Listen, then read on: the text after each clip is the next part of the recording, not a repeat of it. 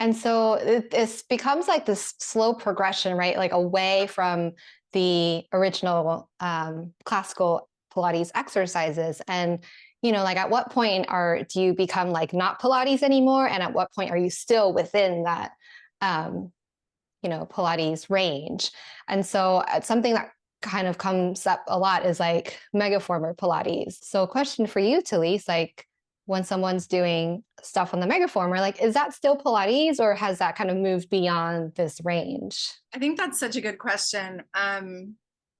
One thing that comes to mind is there were the original classical Pilates principles that kind of informed the repertoire and the performance of those movements. And so I think that's one way that you could look at, does this still fit as Pilates?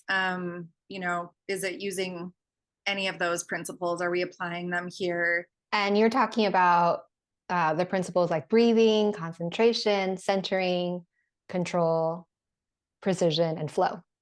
Yeah, it is kind of interesting. I recently met an instructor that taught on the Megaformer, and she was telling me how this particular company, because I think there's a few, that use the Megaformer or something very similar to it. At one point, I think early on, it was kind of like this tagline of, oh, it's kind of like Pilates on steroids.